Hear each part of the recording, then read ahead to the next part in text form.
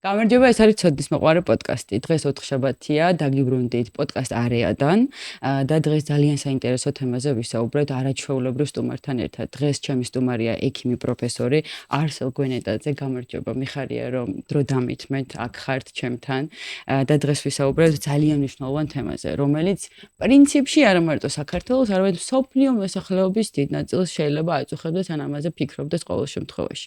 დღეს ჩვენ ვისაუბრებთ რეპროდუქციულ ჯანმრთელობაზე ქალის და მამაკაცის, შეიძლება შევეხებით აუცილებლად უშვილობას, ნაყოფობას და ასე შემდეგ. როგორ ხართ? საღამობედნიერებისა ვარ იმაზე ბევრად უკეთ ვიდრე ვარ. ეს ჩემი ბრჭყალებში საავტორო გამოთქმა, რომელიც ჩემს ახალწიგში სხვადყოფნის ნიჭი ერთ-ერთ მნიშვნელოვან ნაწილს იჭერს, იკავებს და რას ნიშნავს, მაგრამ იმასაც ვიტყვი, როგორც ფსიქოლოგებმა განმარტეს და აღმოაჩინეს ბოლო პერიოდში, ტვინი ყველაზე უტვინო ორგანო აღმოჩნდა ადამიანის. რასაც ამბობ, საკუთარ თავს პირველად ესმის, პირველი მას ესმის, ხო? ყურში მიაქვს ტვინში დეპსის შესაბამის ინფორმაციას და დანარჩენი სხეულიც ქვეშეცნობილად მოქმედებს მსგავსად. ანუ თუ ამბობ, როგორ ახარ, კარგად არის ადამიანი, მაგრამ ამბობს არ ამიშავს. გაიგონა მის მაყურმა არ ამიშავს, მისმა ტვინმა აღიქვა და სხეულს გაუგზავნა შესაბამისი სიგნალები ქმედებისათვის, არ ამიშავს ადამიანი ზედმეტად არ გაიღიმებს, სწრაფად არ იმოქმედებს და ავტომატურად გადავიდა არ ამიშავს რეჟიმზე. ხოლო როცა ეთქვი, იმაზე უკეთ ვიდრე ვარ, როგორც ვარ ისედაც ხო ვარ და თუ ჭკუა აქვს ჩემს ტვინს, გამომყვეს უკეთესობისკენ თუ არა და დარჩეს იქ და მე ვიქნები უკეთ. არაჩვეულებრივია. პირველად რო გესაუბრეთ, სხვათა შორის ტელეფონზე ეს პასუხი მოვისმინე და ძალიან მესიამოვნო. ხო, ეს ჩემი საავტორო საფირმოა და ნახეთ, რა არის ცხოვრება? საკუთარი ჩემი გამზრდელი ბებია მარიამ მაღლაფერიძე ამბობდა, შეუძახე საკუთარ თავსო. საკუთარი თავის შეცნობა, გამხნევება თუ დადებითი შეძახილი მისადმი. თუ მე ასე გპასუხობ, როგორც მინიმუმ, ხელოვნურმა ინტელექტმა მკითხა, რომელთან ერთადაც ეს წიგნი გავაკეთე. რას გეუბნებიანო თქვენი ამხანაგები, ამას რო ეუბნებითო, იმაზე უკეთ ვარ ვიდრე ვარო. ვთქარი, ან იღიმებიან, ან ამბობენ, მინიმუმ იღიმებიან და ან ამბობენ, რა საინტერესოა, მეც მინდა ასე ვიყო და ყველა შემთხვევაში არასტანდარტული შესავალი საუბრის დასაწყისი უკვე პოზიტივში მიდის, ხო? ეხლა ჩვენ როგორც რეპროდუქტოლოგმა შვილოსნობის და რეპროდუქციული ჯანმრთელობის მთელ რიგ საკითხებზე ვისაუბრებთ, მაგრამ აღმოჩნდა, რომ ცხოვრება არ არის არც მარტო შვილი, არც მარტო რეპროდუქცია, არც მარტო მწვანე თუ ცისფერი თვალები და არც მარტო კარგი ღიმილი. ცხოვრება ემოციათა მართვა და ცოდნის მოყვარეობა, ცოდნაზე დამყარებული გონებრივი აზროვნება. ანუ ლოგიკური აზროვნება, რომელსაც ინტელექტს ეძახიან, ადამიანის ცხოვრების ხარისხს მთლიანად განსაზღვრავს. ამიტომ რა თქმა უნდა, სიამოვნებით დაგეთანხმეთ და წეღანაც თქვი და ახლაც გავიმეორებ, პირად საუბარში გითხარით. რაც უკეთეს არ მღთის, ან რაც ბედნიერს არ მღთის, იმას არ ვაკეთებ მეთქი. მოვიპოვე ეს უფლება საკუთარ თავთან. ჩვენი მსმენელი და მკითხველი თუ რა ვიცი, მაყურებელი იტყვის ახლა, რაღაცას გვატყუებს ახლა, ყველაფერი როგორ გაბედნიერებთ.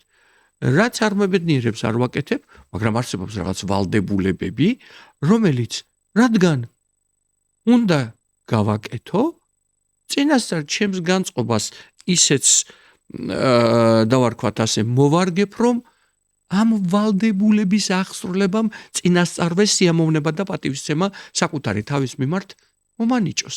და შესაბამისად ისიც უკვე გამაბედნიერებს. დამთავრდა. მე ხელს ვაწერ თქვენ სიტყვებს. კარგია ხელმოწერა გამოყენება სჯობს. კი. თორე ხშირად ადამიანები ამბობენ, ეგეც უთხარით თავის დროზე არც ხელოვნურ ინტელექტს. უი, რა კარგია, მეც მინდა და მე ვინ გიშლის?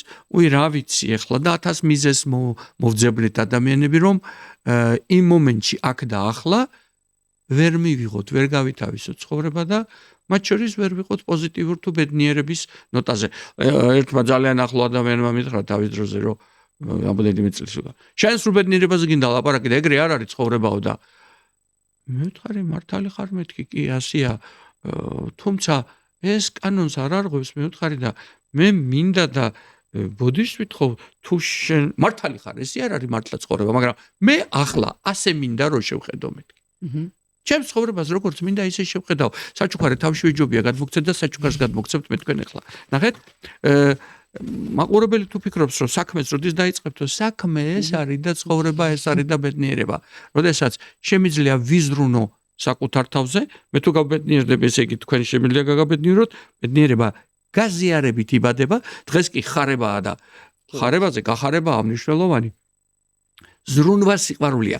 სიყვარული და ზრუნვა ბედნიერება აწერია ამ სარკეს და მასვე აწერია ავტორისეული ბედნიერების და მშვიდობის ელჩის სიტყვები ჩახედე სარკეს გაუღიმე და სამყაროს ღიმილს სიყვარულს დაინახავ შენდამი. ნახატი ჩემია, მუსიკა, მანტრა და ლექსი სიყვარულზე ჩემია. სარკე თქვენია. სარკე ჩემია და კი ჩავიხედე. ბატონო. ყოველ დილას. დიახ და რა მარტო დილას. საღამოს. ნებისმიერ დროს, anytime. კი ბატონო, აუცილებლად. სხვათა შორის ეგ ის მაქვს წესად მაქვს დაწესებული, რომ დილაობით განსაკუთრებით, როდესაც გაუღიმო სარკეში საკუთარ. აუცილებლად. მე თუ არ გავუღიმებ, ვინ გამიღიმებს გეთახვა. იცით რა, აი ჩემი თავი ესე არ მომწონს, აი ცხვირი ცოტა ესეთი მინდა, ულვაში კი მაქვს, მაგრამ რა ვიცი ცოტა ესეთიც რომ მქონდეს, ან რა ვიცი კიდე აი ეს არ მქონდეს ბავშვობის რა. საკუთარი თავის მიღება თუ არ შემიძლია ისეთად როგორიც ვარ, გამიჭირდება სამყარო მივიღო ჩემში, აღარ ვლაპარაკობ სხვა ადამიანებს. სულ ვიქნები დაძაბული და ეს ბედნიერების მომტანი ვერ იქნება, ვერც ჩემთვის და ვერც გარე სამყაროსთვის. ამიტომ საკუთარი თავის პატივისცემა, self-respect is happiness.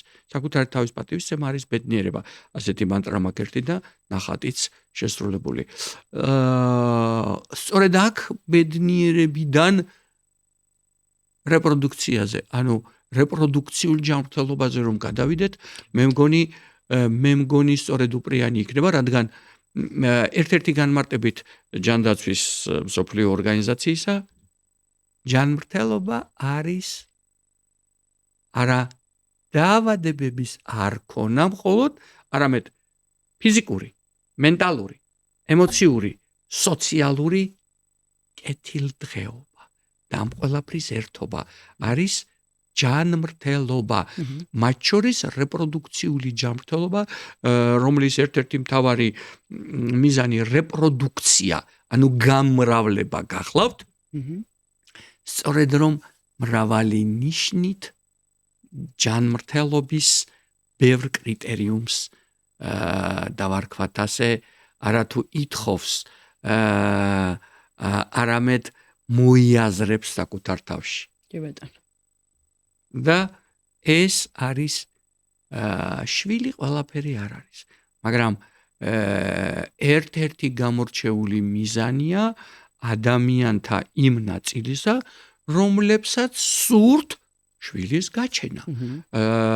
თუმცა ვერ გეტყვით რომ ადამიანები რომლებიც ამას თქვა თავის მიზნად არისახავენ და ასეთი წყვილები მსოფლიოში არაერთია, ორივე ჯანმრთელია და ორივე შეუძლია შვილის გაჩენა, მაგრამ ისინი ასე ფიქრობენ რომ საკუთარი ცხოვრებად იცხოვრონ და საკუთარი თავი თავს მიუძღვნან თუ თავის სოციალურ თუ კულტურულ თუ ხელოვნების თუ სხვა შრომას, ეს ურჩევნიათ ვიდრე შვილის გაზრდას მიუძღვნან დრო და მატერიალური სახსრები. მე მათიც მე ტოლერანტული გავხდი ძალიან და ყველას იმესმის, მათიც მშვენივრად მესმის და შემიძლია გავიგო.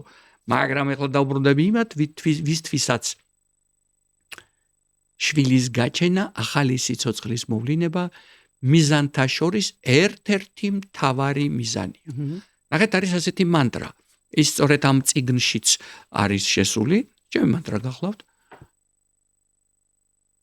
მიზნის დასახვა ადამიანური ყოფის მთავარი, ერთ-ერთი ყველაზე მთავარი მოტივატორია, ხოლო მიზნისკენ სვლა სიცოცხლის ძალის მომცემი. ჩვენ არასოდეს არავინ გვასწავლიდა მიზნის დასახვას. დღეს უკვე ეს ყმაწვილებთან ბევრ სკოლებში ბედნიერების და მშვიდობის საელჩოებს ვაკეთებთ და უკვე 20 სკოლაში საუბრობენ მასწავლებლები და მოწაფეები, უფრო მეტად ახალგაზრდები ესაუბრებიან მასწავლებლებს უკვე ბედნიერებისა და მიზნის დასახვის არსზე. იმიტომ რომ მათ უკეთ შეუძლიათ სარიელ დაფაზე სოციალურ კეთილდღეობისათვის მნიშვნელოვანი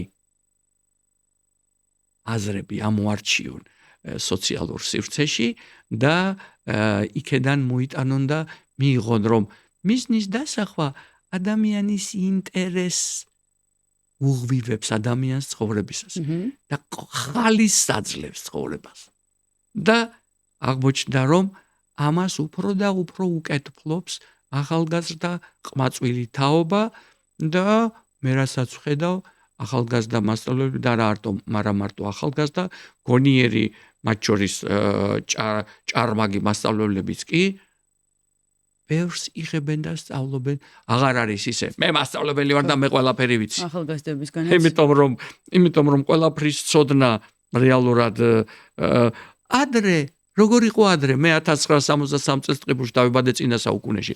მასწავლებელი იყო სხვა აზრთან გათანაბრებული ერთის მხრივ, მეორეს მხრივ მან რაღაც იცოდა და ერთი წიგნით შეგვეძლო ჩვენი ცოდნა შეგვეფასებინა. დღეს ნებისმიერ წამის მიათეჩი ნებისმიერ ხელოვნურ ინტელექტს თუ Google-ს ეტყვი და 100-ჯერ უფრო მეტ ინფორმაციას მოგაწოდებს, ვიდრე იმ მომენტში შეიძლება მასწავლებელს ჰქონდეს. ასე რომ შეიცვალა ეს მიდგომაც და ყმაწვილებიც აღარ არიან ყურმოჭრილი შეგირდები და ემეთი რა ქვია ნაკაკი წერეთლის დროს რო იყო ლინეიკით თუ დასჯის სხვა მეთოდების ქვეშ მყოფნი. ამიტომ ისევ რეპროდუქციას დაუბრუნდები. ორადორი მოტივატორი აქვს ყველა ადამიანს. თქვენ დროდადრო თუ არ გამაჩნიეთ, მე ძალიან გავაჩნდებ და. მე არ მეზარება. არ მიყვარს საერთოდ სტუმრების შეცდომა. კი ბატონო, როგორც თქვენ გინდათ. ნახეთ. რადგან უფლება მაქვს. კი, რა თქმა უნდა, ეს თქვენი გადაცემაა და ნახეთ გეთაყვა ყველა ადამიანს აქვს ფროიდის მიხედვით ორადორი მოტივატორი, ქალსაც და კაცსაც. მეც თქვენს, ჩვენს საბასაც, ლევანსაც, აი ამ სტუდიის მესვეურთ და სხვას ორადორი. ერთი საკუთარი თავის წარმოჩენის, ანუ დიადად ყოფნის სურვილი უწოდა მას კარნეგმა, დეილი კარნეგიმ და მეორე სექსუალური ლტოლვა. ეს ორი რამ არის და აქედან ამოდის თანამდებობა, ფული, ბიზნესი, წარმოჩენა, ვარსკვლავობა და. ეხლა ნახეთ, წიგნი როდესაც სექსოლოგიაზე დავწერეთ, მე და ჩემი კლინიკის გუნდმა, მე მას დავარქვი სექსი სიცოცხლის წყარო და დავწერე შესავალში, რომ ახალი სიცოცხლის ჩასახვა, ანუ შვილის ყოლა, ანუ გამრავლება ორივე მთავარ მოტივაციას აკმაყოფილებს ადამიანისას. სექსუალურ ლტოლვას, დიადად ყოფნის სურვილს, ჩემი მსგავსი შევქმნა სიცოცხლე და არ ვიყო დაჩაგრულად გამორჩეული ჩემი სოციუმისაგან, რომლებსაც ყავთ შვილები, ნაყოფი და მე ჯერ არ ამყავს ის. ხო? ნახეთ, დიადი ვარ, შვილი მყავს და სექსუალური ლტოლვა მაქვს და ამ გზით თქვათ ახალი სიცოცხლე ჩავსახე. ამიტომ რეპროდუქციული ჯანმრთელობა არის და იქნება არა მხოლოდ ჩვენს ქვეყანაში, მთელ მსოფლიოშიც, მიუხედავად გამრავლების ტემპისა თუ სურვილისა.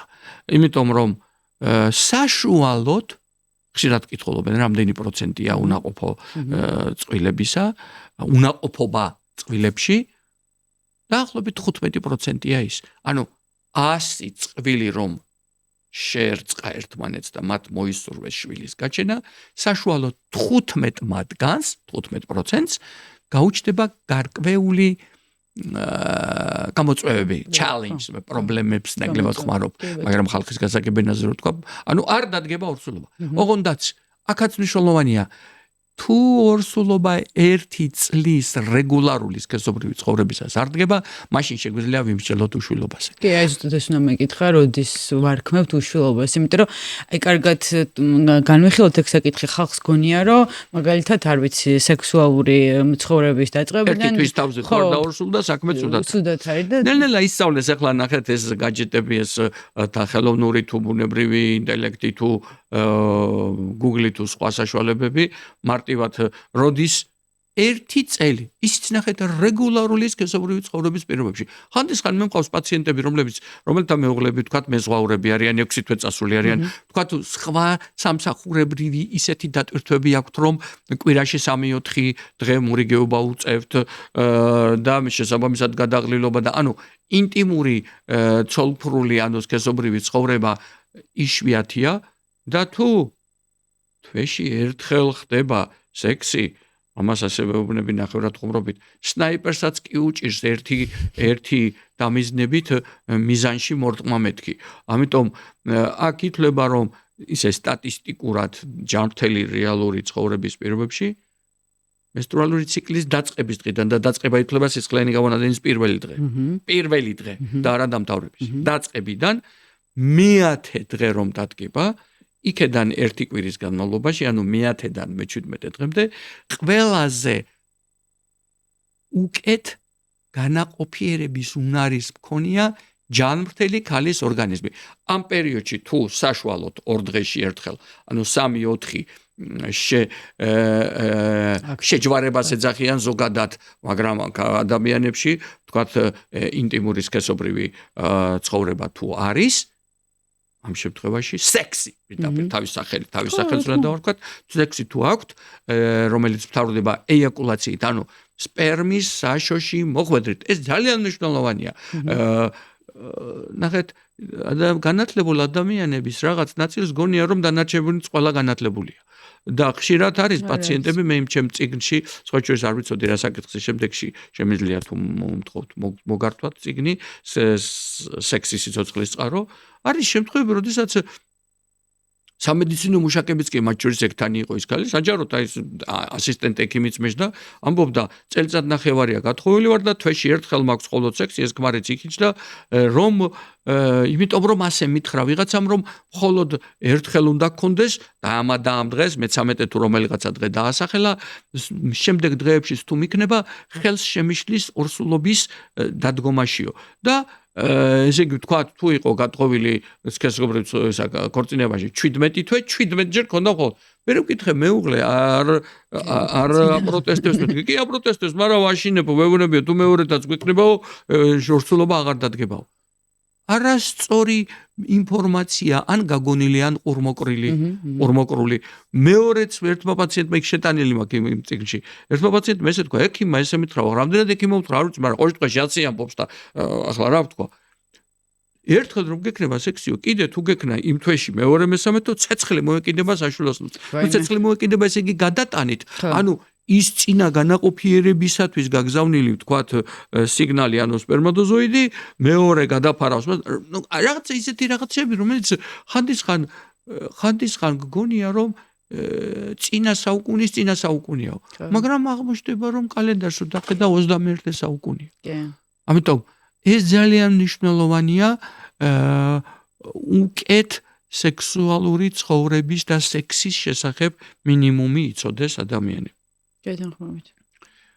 თუ ერთი წელი ეს რეგულარული ცხოვრება არის, მაგრამ ორსულობა არ დადგა, ეს შეიძლება იყოს ექიმის მიერ დიაგნოზად უნაყოფობის კვლევის დაწყების სიგნალი. ახლა, ნახეთ, ცივილურ სამყაროში ასე ხდება. ქალმა და კაცმა გათხოვილია თუ არა, ქორწინებაში არის თუ არა, აქტიური სექსი აქვს თუ არა, თავის ორგანიზმს წელიწადში ერთხელ ამოწმებს. განსაკუთრებით კაცები, როცა საქორწინოთ, ანუ შვილის გაჩენისათვის ემზადებიან, მინიმუმ გარდა ინფექციებისა, სპერმის ანალიზს იკეთებენ, რომ იცოდნენ მათი სპერმა განაყოფიერების უნარის მქონია თუ არა. ქალი ორგანიზმში კვლევებს იკეთებს, ფარისებრი ჯირკვალი, ძუძუ, გინეკოლოგია არის თუ არა მის საკვერცხეში ნორმალური ფუნქციონირება, რაიმე ხელისშემშლელი ხო არ არის, რომ წინასწარ მიიღოს ზომები.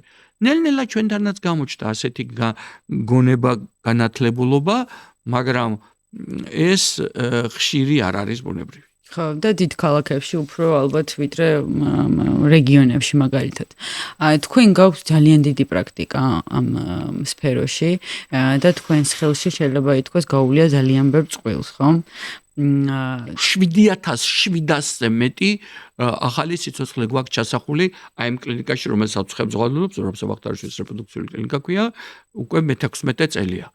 7700 მარტო უკვე მიღებული ორსულობა და საშუალოდ 60-70%-ია, ესე წარმოიდგინეთ კიდე მე-13 ამისა დაახლოებით 2-3000 ვინც ზოგადად მოგმართა, რა გამოდის ახლა მარტო ამ პერიოდში, თორე ისე 16 წელია ვარ რეპროდუქტოლოგი, ექიმი, მაგრამ კლინიკა გვაქვს 16 წელი.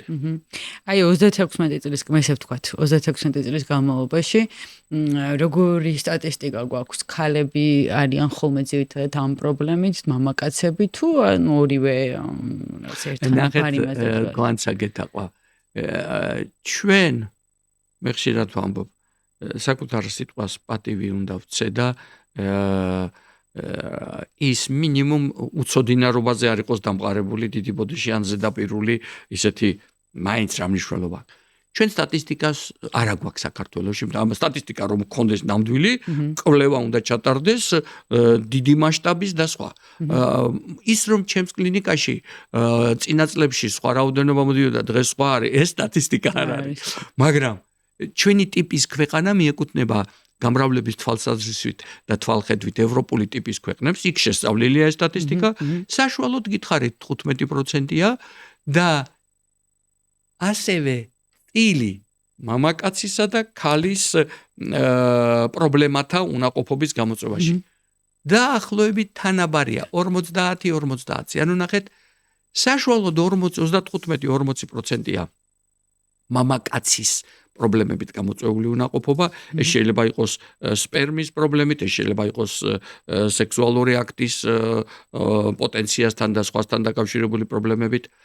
დაახლოებით 40%-მდეა, ანუ იმდენივე 40-40-ზე ქალის ორგანიზმით გამოწვეული უნაყოფობა, ეს შეიძლება იყოს მილების გაუვალობით, საკვერცხის ფუნქციის, მასში კვერცხუჯედის ვერმომწიფებით, ენდომეტრიოზით ერთ-ერთი დაავადებით, რომლის ევროპული ცენტრი ჩვენი კლინიკა 5 გზის ევროპული სერტიფიცირებით 2016-დან 19, 22, 24, 20, ხო? ეს მუდმივი სერტიფიცირება, ამას არავინ გთხოვდა, ეს ჩემი ახირება იყო და მაშინ დიწინააღმდეგობასაც ვაწყდებოდი მათ შორის თანაგუნდელებისგან, მაგრამ დღეს უკვე სახელმწიფოც ითხოვს.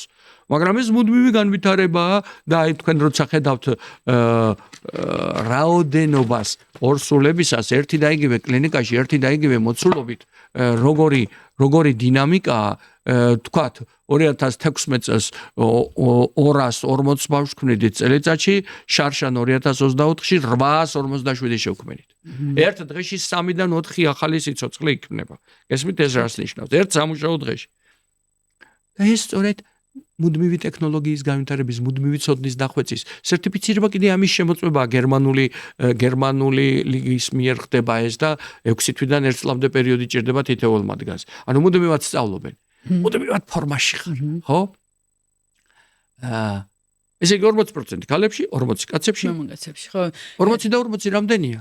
80. დანარჩენი 20% რომ დარჩა ორივე მათგანს ერთდროულად ორივე წყვილს, ანუ წყვილში ორივე ინდივიდს, ქალსაც და კაცსაც აღმოაჩნდება გარკვეული ტიპის პრობლემები. ამიტომ არის რომ ეს არის აქსიომა, ეს არის აქსიომა თურთული სიტყვა ადამიანებისთვის ვიტყვი რომ ეს არის ისეთი ნათელი ჭეშმარიტება წრფესავითაა აქ ერთ-ერთი მანტრა მაქვს. წრფეს არც დასასრული აქვს და არც ბოლო.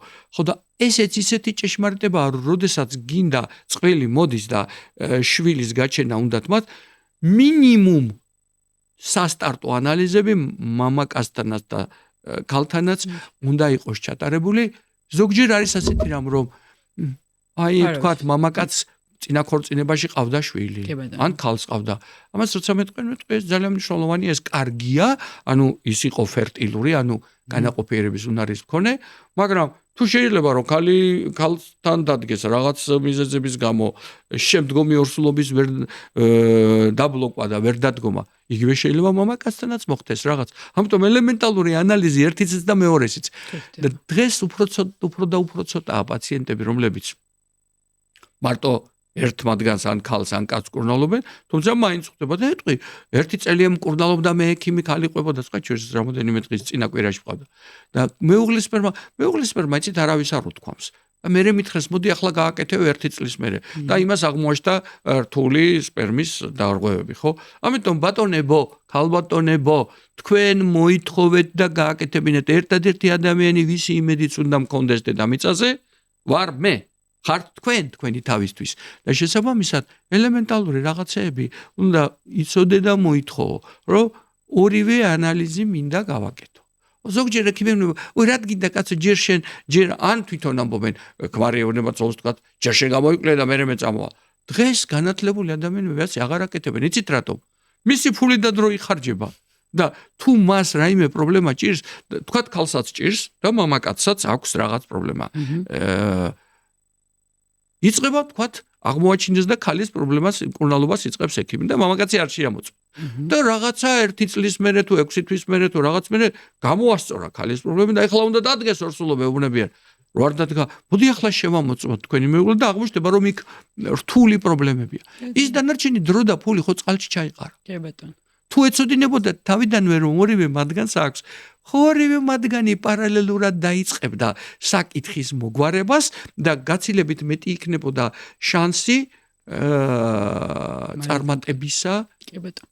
და ორსულობის მიღებისა. ამიტომ საკუთარი თავის პატივისცემა, საკუთარი თავის ყურადღებას და ელემენტალურ რაღაცეებში გარკვევას, ახლა უციგნური ადამიანი მე დიდი ხანია აღარ შემოხვედრია წელა კითხვა, რო არ იცის ჩვენთან მოსულიყოს ახალგაზრდა, ხო? და თითო ორი თუ არა თითო გაჯეტი ყველას უჭირავს ხელში და რაღაცა სიტყვა ნათქვამი არ არის, შეუძლია მის შესახებ ხელოვნური ინტელექტს კითხოს, Google-ს კითხოს ვიღაც. ელემენტალურად სწორად დასვით საკითხი და კითხეთ, რომ უნაყოფობის პრობლემა რომ არის, ორივე წყვილი უნდა გამოიკვლიოთ თუ ერთი, ხო? და გეტყვით ის, რომ დიახ, ორთავე აუცილებელია სასტარტოდ. თუ გინდათ რომ წარმატებაზე იყოს, ესეთი ვაშკაცი კაცია კაცო, ახლა ამას რა უნდა კონდეს? ეს ქალი არ არის ვაშკაცი. ლამაზი, კოხტა. ანუ ძალიან მნიშვნელოვანია ორივე მათგანის ნახევარზე პრობლემა. კი ბატონო. რა ეტაპებს გადიან ეს წყვილები, როდესაც ამ დიაგნოზს სვავთ, რომ უშვილობის დიაგნოზი ისმევა, ანუ რა ეტაპები? ეტაპებს ნიშნავს რა, კვლევები იწყება იმის მიხედვით, დავარქვათ ასე, menstruალური ციკლისა და მათი ცხოვრების განრიგის მიხედვით, რას ნიშნავს ეს? ეს ნიშნავს, რომ ჰორმონული კვლევები, ეხოსკოპიური კვლევები, სპერმის შემოწმება, საკვერცხეში ოვულაციის შემოწმება და სხვა. და ამის შემდეგ უკვე მესამე ვიზიტზე, ძირითადად მეორეზე, მაგრამ საერთოდ ეგ გვიწერია, რომ მინიმუმ 3 ვიზიტზე დიაგნოზი უნდა იყოს დასმული. რომ აი ეს თვითონაც უნდა ხვდებოდეს, ისე უნდა აუხსნა ადამიანს, უნდა მიხვდეს, აქ წერია ნორმა, აქ წერია მისი მონაცემი. თუ ეს მონაცემი ნორმიდან გადახრა, ესე იგი დარღვევა. როგორ შეიძლება მისი გასწორება, მე ეს უნდა აეხსნას მას, ხო? და არა ის რომ ამას გეუბნები და გააკეთე რა. აღარ არის დღეს ეს ადამიანი, როდესაც გაუგებრობაშია, ის ბედნიერი ვერ ხდება, ნდობაც ნაკლები აქვს და რაც მთავარია, შედეგიც ნაკლები. ერთი საკითხია, წამალი დავუნიშნო, მეორე საკითხია, მან ის გაცნობიერებულად მიიღოს და ბედნიერი იყოს ამ წამლის მიღებით, იმიტომ რომ ესმის რატომ იღებს და არა ის მიიღე რომ გეუბნები და დამთავრდა. დღეს ეს ერა აღარ არის ბატონებო. და მე თუ ექიმი ვარ და დიახ, მესმის ბევრი პაციენტი რომ ყავს, მე უკვე მაქვს ამისი ფუფუნება, რომ როგორც კლინიკის ხელმძღვანელმა და პროფესორმა ბევრი პაციენტი არ ჩავწერო და ჩაუწერლადაც უკვე ხვდებიან, რომ ცოტა ადამიანი მოდის, ანუ ეს მაძლევს საშუალებას დიდი დრო გამოუყვერთ პაციენტს, 15 წუთის მაგევრად 1 საათიც კი ველაპარაკო, მაგრამ ახლა ახალგაზრდა ექიმებს, რომელსაც ბევრი პაციენტები ყავს ჩაწერილი, ასე ვერ მოახერხებენ, თუმცა თუ რაიმე კითხვებზე პასუხები არ აქვს პაციენტს, მან უნდა კულტურულად და თავაზიანად შეეცადოს მიიღოს პასუხი. ოღონდ ახლა ამასაც ყურება უნდა ერთი და იგივე კითხვაზე სამჯერ თუ პასუხი მისცეს და თქვათ ის ვერ ხდება, მესმის ეს არ არის მისი ბრალი, მაგრამ არც ექიმის დავარქვათ ასე, ხო? და მეორეს მხრივ, ხანცხაძინციან კიდე პაციენტებმა ხადაეხლა შემცირდა, მაგრამ ურეკავდი ექიმს ღამე და არ მიპასუხა 2 საათზე. ექიმი აპატიეთ, მაგრამ დაქირავებული ის არ არის, რომ დღე დაღამე ნებისმიერ დროს ტელეფონს უნდა მივარდეს, განსაკუთრებით, როდესაც ვიცით რა, რაღაცა შეკითხვა გამიჩნდა. რაღაცა შეკითხვა, როდესაც არის emergency, ანუ გადაუდებელი მდგომარეობა, ამისაც არსებობს სასწრაფო დაწესებულების სისტემები. მაგრამ ისე რომ მე ღამე რაღაცა კითხვა დამებადა და არ მასვენებს, ამისათვის ღამის 2 საათს ექიმი თუ არ მიპასუხებს, ეს უფრო ნორმალური იქნება, ვიდრე ყველა პაციენტს ასე პასუხობდეს, ხო? თუმცა დღეს ამ ხრივაც შეიცვალა ადამიანების, იმიტომ რომ ყველა ადამიანი მეტნაკლებად ქმედითია და განათლებული და ხვდება რომ ღამის 2 საათზე მას რო დაურეკონ ის იმას ვერ ეტყვის რომელ კარადაში უდევს შაქარი, ხო? და ექიმი ესე გადაწყვეტილებები უნდა მიიღოს ტელეფონით არ მიიღება ასეთი გადაწყვეტილებები, ხო? ესე ძალიან მნიშვნელოვანია რომ ურთიერთპატივისცემა გქონდეს მე პაციენტის და პაციენტს ჩვენი საერთო საქმის. გეთანხმებით. მაგრამ ეს კულტურა ცოტა სხვა კულტურაა ახლა ეს ზოგადი საზოგადოება კიდევ და კიდევ ვიმეორებ რომ შეიძლება შევადარო 10, 15, 20 წლის წინანდელი პაციენტები და მათთან ურთიერთობა და დღევანდელი შეიძლება ახლა მე რაღაცგან წლოვანება და სტატუსი მაქვს, მაგრამ ჩემს ექიმებთანაც, რასაც ვუყურებ, უფრო დახვეწილია. როგორც ადამიანს აუხსნი, უმეტესობა მიიღებს. და თუ ეტყვი რომ დღე დაღამის ნებისმიერ დროს დამირეკე, დაგირეკავს ის და გაცრუებული გახდება, როცა ვერ უპასუხებ. ამიტომ თუ გადაუდებელია მდგომარეობა, კი ბატონო, და ან მაგისტვის გადაუდებელი სამსახურები ერთად. გეგმეურად. მე მაქვს ასეთი კითხვა. მე როგორც წავიკითხე, ქალის შემთხვევაში და მამაკაცის შემთხვევაში, ეს ნაყოფობის უნარი, კვერცხუჯრედთან დაკავშირებული და სპერმასთან დაკავშირებული, წლებთან ერთად, მოკლედ მცირდება და ჭყალებში რო ვთქვა, შეიძლება იცვითება, თუ როგორც არის სიტყვა, შეიძლება არ მარაგი მცირდება, ხო?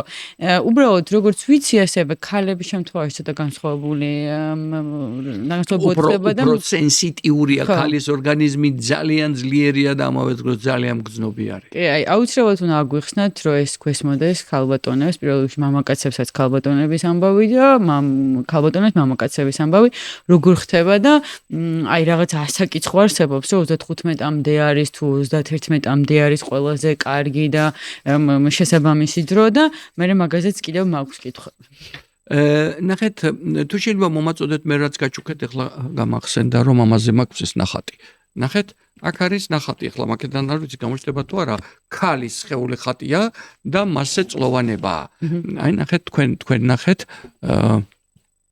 ეს ნახატი შევასრულე 2016 წელს, რეპროდუქცია, დრო და რეპროდუქცია. ხედავთ, 18-დან 35 წლამდე ქალის სხეულში კვერცხუჯრედების რაოდენობა და ხარისხი უნდა იყოს კარგი, თუმცა ჯანმრთელია ქალი, 35 წლის ასაკიდან ნელ-ნელა იწყებს კლებას 38 წლის ასაკამდე, 38 წლის შემდეგ სწრაფი ტემპით იწყებს კლებას კვერცხუჯრედების ხარისხიც და რაოდენობაც.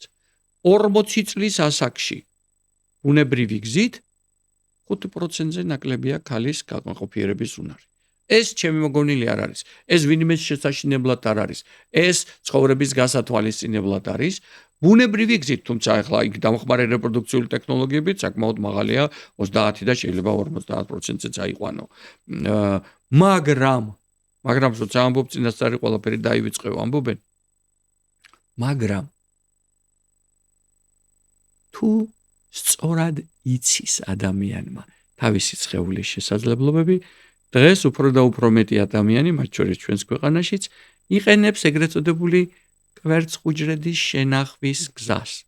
მე არ ვიცი თქვენი შვილების რაოდენობა, თქვენი ოჯახური რაოდენობა, მაგრამ მდგომარეობა, მაგრამ თუ თქვათ საქმიანი ქალი რაღაც მიზეზის გამო ცხოვრების წესის და უბრალოდ ჯერ მისთვის სასურველი მეგობარი არ ყავს და შვილის გაჩენას არ აპირებს, 35 წლამდე ინახავს საკუთარ კვერცხუჯრედს, ყინავს მას და იმ შემთხვევაში თუ მოგვიანებით 38 და შემდეგ ბუნებრივი გზით ვერ შედგა ორსულობა, მას ეს ჯანმრთელი, კარგი, ხარისხოვანი კვერცხუჯრედი აქვს შენახული გარკვეული ფსიქოემოციური მარაგის თვალსაზრისითაც.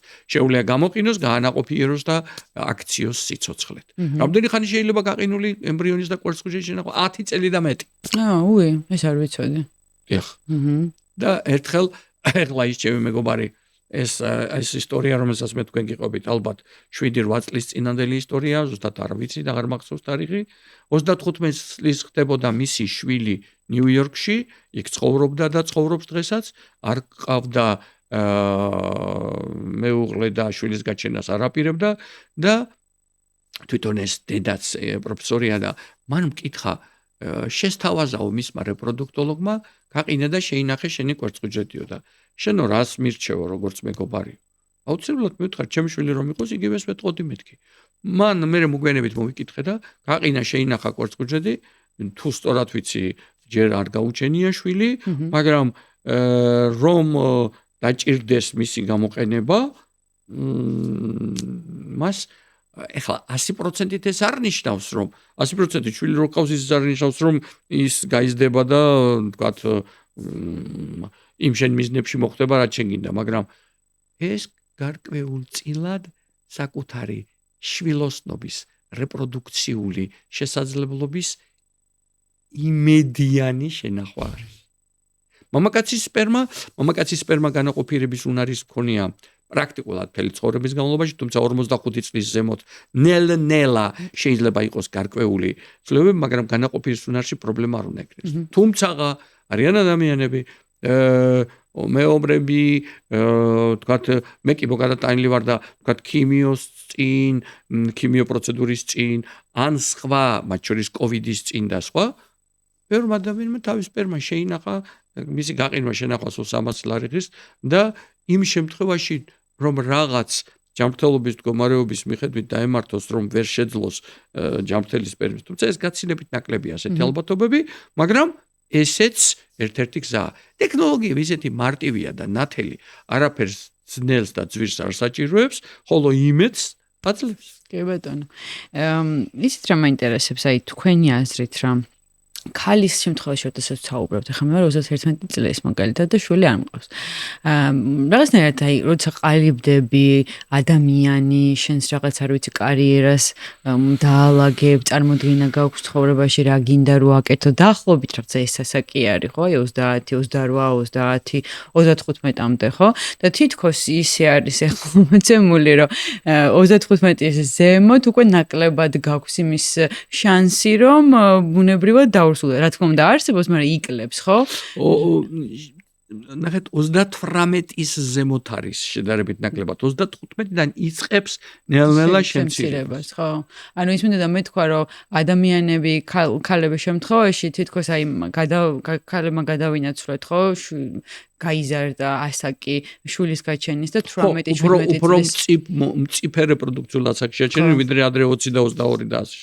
მერე? და თითქოს მაგ ბუნება ისე არის მოწყობილი, თქო იმის თქმა მინდა, რომ ჩვენ როდესაც რაღაც გონებრივად ჩამოყალიბებული მგონია, რომ შვილის გაჩენასაც იმხელა ემოციური მზაობა ჭირდება და ფსიქოლოგიური, ეს ასაკია, როდესაც შენ ასე თუ ისე მზად ხარ, ქალი, რომ ამხელა ემოცია, დრო, რესურსი ჩადო შვილის ასახსნელად და ბუნება თითქოს პირიქით არის მოწყობილი. ნახეთ, ძირფასო გვანცა ერთი შეხედვით თითქოს სწორად ამბობთ, მაგრამ მოდით მეორე მხრიდან შევხედოთ. 35 წელი მე ერთი ძეგლიც კი გავაკეთე ესეთი, 18 წელი სრულწლოვანება, 35 წელი ახალგაზრდული ასაკის დასასრული და შუა ცხოვრების ესქში შესვლა, 35 წელში მთავრდება ოფიციალურად ახალგაზრდობის ასაკი გაეროს დეფინიციით, ხო? გრანტზე 35 წლის შემდეგ ვეღარ შეიტანთ. მიმინუსში 35 წლის ზემოთ დიდ ავიაციაში გახსოვთ ეს. ანუ ნახეთ 35-დან 38-მდე ნახეთ ახლა თუ თქვენ გადაწყვეტეთ 40-ის შემდეგ გაჩენა, კიდე გეუბნებით ეს არ ნიშნავს რომ თქვენ ამას ვერ იზამთ. 67 წლის ქალმა 17 მარტს ახლა დღეს რა არის აპრილია ხო 17 მარტს გააჩინა გერმანიაში ჩვენმა პაციენტმა გერმანელმა ჩამოსული იყო კანონი არ უკრძალავს და ჩვენც კი ძალიან დიდი დისკუსია გქონდა მაგრამ მე განვაცხადე როგორც კლინიკის ხელმძღვანელმა რომ პაციენტი ითხოვს მას კანონი არ უკრძალავს რა უფლება გვაქვს ჩვენ უარი უთხრათ 67 წლის იყო შარშან აგვისტოში რო გადავიტანეთ ახლა 68-ია რო გააჩინა ხო ისეთი ლამაზი ბავშვია გამოაგზავნა ფოტო გონი ესეთი რაღაცა ყოველთვის ახალ დაბადებული ბავშვს ესეთი სილამაზე არ მინახავს გონი ხო ნახეთ კარგია თუ ცუდია არასტანდარტულია როგორც მინიმუმ მაგრამ მე გითხარით რომ გავხდი ისეთი ტოლერანტული რომ კარგი და ცუდი ჩემთვის აღარ არსებობს როგორ ბატონო გამოშტერდით სულ ბატონო თქვენ შეგიძლიათ ესე დაუძახოთ მაგრამ ხშირად ის რაც სისულელად გვეჩვენებოდა დღეს აღმოჩნდა რომ გაცილებით უფრო სიჭკვიანია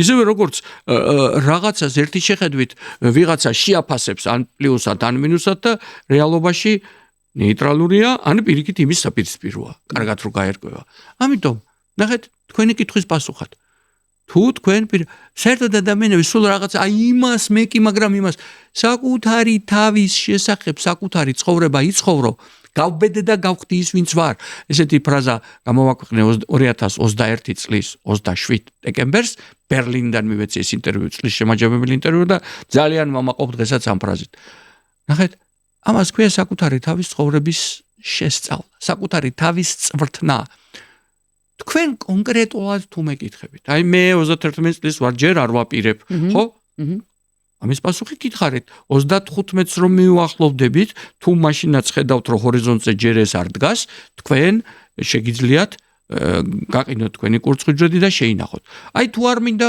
ეგ თქვენი უფლებაა ვინ დაგაძალებთ ხო მეორეს მხრივ იცით რა აი რაღაცა მგონი ბუნება ჩემ წინააღმდეგ მოდის ახლა რა გითხრათ ეს როგორც მინიმუმ სისულელეს ვერ დაუძახებ გითხარით აღარაფერს ვეძახით თქო და როგორც მინიმუმ თლად ნათელი განსაზღვრება არ არის თუ მე მინდა ბუნებრივად მაშინ უნდა ავყვე ბუნებას თუ მე მინდა მასში ტექნოლოგიურად შევიტანო ცვლილებები მე შემიძლია 67 წელს ასაკშიც გავაჩინო ხო დონორის კვერცხუჯრედი თავისთავად ცხადია ამ დროს ხო ანუ ძალიან მარტივია ხო ანუ პასუხი მაგაზე სხვანაირი არ არსებობს ან რა უნდა არსებობდეს რა მინდა რა შესაძლებლობები არსებობს დედამიწაზე და აქედან მე რომელ სამოვირჩევ სხვათა შორის აი ეს ნახატი ნახა ერთმა ჩემ მამაშინდელმა თანამშრომელმა მოვიდა ჩვენთან სამუშაოდ ღამის სამორიგეოდ და არ იყო ქორწინებაში 37 წლის იყო ეს ნახატი რო ნახა და ხედავდა რომ 38-ის მერე შემიმცირდება არც ინტიმურ ცხოვრებას ეწეოდა ნუ ესეთი ადამიანი იყო მოვიდა და მეც მითხრა და ჩემთან მე როგორც ვაყოთყოფო ახლა მეო ხალდაზე გათხოვებას არ მიდგასო თვალწინ მერე მე ინვიტრო განაყოფიერების და მის გაკეთების მატერიალური და სხვა შესაძლებლობა მიიღო გადაწყვეტილება შეუთანხმდა მის დედასაც იმიტომ რომ მე დედასთან ერთად დედა არაა სავალდებულო 18 წლის ზემოთ მაგრამ ნუ ყოველთვის ოჯახური იყო ეს კარგი გადაწყვეტილება ხელოვნური ინსემინაცია გაიკეთა ანუ ხელოვნური სპერმა გაყინული ევროპული სპერმა გამოიყენა ჩვენ როგორც თანამშრომელს ასე ვთქვათ ადამიანურად რაღაცებში დავეხმარეთ მათ შორის საექიმო ყურადღებაში და სხვა პირველივე ჯერზე ისეთი ფანტასტიკური ბავშვი გააჩინა და ეს მოხდა 4 დეკემბერს 2019 წლისა ეს ამოყვანა საკეისრო კვეთით ამ ულამაზესი მართლა ძალიან ლამაზი ბავშვია ნახა ულამაზო ბავშვები ალბათ არ არსებობენ მაგრამ მათ შორის ლამაზები კიდე არსებობენ 5 დეკემბერს ეს მოხსენება მე მოვახსენე გვარის დასახელის გარეშე რა თქმა უნდა ისრაელში მსოფლიო კონგრესში სადაც ორი მოხსენებით ვიყავი ერთი რეპროდუქცია და კოგნიტიური შემეცნებითი არტის შესაძლებლობები ამ ჩემმა ნახატმა რეალურად რაღაცას რო გეტყვიან მისი აღქმა და გაცნობიერება მარტივი არ არის ნახატზე რო დაინახა ამ ნახატს ხოჭერს ბევრი რეპროდუქტოლოგი ხმარობს უცხოეთში ჩემ მეგობარ პროფესორებს ვთქვია აი გადაუღებოთ ეს გამოგიგზავნე ვეუბნები ყოველგვარი სასყიდლის გარეშე იმიტომ რომ თვალსაჩინოდ ხედავენ პაციენტები და მეტად თელი ხდება მათთვის და მე მომიტანა ავტოკალამი რომელსაც აწერია მოატვიფრინა ბედნიერების ელჩს და სულ ამბობს რომ მე თქვენ მაშინ ის რომ არ ნახა მე დღეს არ ვიქნებოდი დედა ანუ ნახეთ მან თავისი შანსი ხელიდან არ გაუშვა. კი ბატონო. და დრო ყველაზე მნიშვნელოვანი რესურსია, რომელიც შეგვიძლია ვაქციოთ სიცოცხლეთ, შეგვიძლია ვაქციოთ ბედნიერებად, შეგვიძლია ვაქციოთ გამოწვევად, ან შეგვიძლია ვაქციოთ მუდმივ ტანჯვად და კრინჯაობას ეძახიან ახლა. კი ბატონო, გეთახმებით. ხო, ბევრს აქვს ესეთი კითხვა და მეტად დავსვის ან საინტერესოა და ძალიან სწორი პასუხი მივიღე, მადლობა ამისთვის. ჩვენ გვაქვს კიდევ რაღაც დაავადებები, რომლებიც შეისაძლოა გამომწვევი იყოს უშვილობის. დიახ, სქესობრივი გადამდები დაავადებები, ეს იქნება ქლამიდიოზი, გონორეა თუ სხვა, გარდა ამისა ანთებითი დაავადებები, გარდა ამისა გადატანილი ოპერაციები, შეხორცებითი პროცესები, ენდომეტრიოზი. ენდომეტრიოზი შეგვიძლია ვისაუბროთ. რა თქმა უნდა, შეგვიძლია ენდომეტრიოზი, შეგვიძლია ვისაუბროთ უამრავი პოდკასტი. ეს არის დაავადება, რომელიც საშუალოდ 15%-ში ახალგაზრდა ქალების, ეს სოფლიო ერთ-ერთი გამოწვევაა ჩვენი დარგისა. დაახლოებით ის იწვევს ტკივილს menstruაციის წინ პერიოდში და menstruაციის დაწყების პერიოდში მე მცირდება, ანუ ერთ-ერთი კლინიკური ნიშანია. დღესაც გქონდა ჩვენ ლაპარასკოპია ერთ-ერთი პაციენტის, რომელსაც აღმოუჩინეთ ენდომეტრიოზი.